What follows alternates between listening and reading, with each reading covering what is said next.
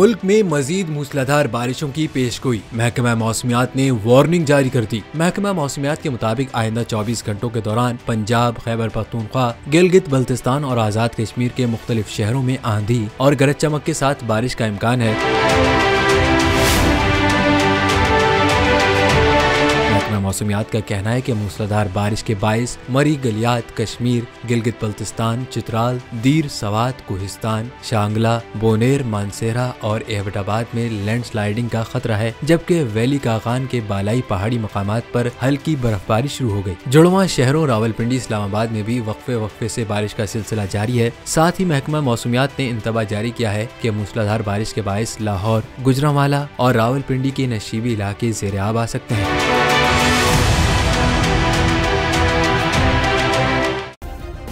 Subscribe करें और bell दबाएं ताकि कोई खबर रह न जाए।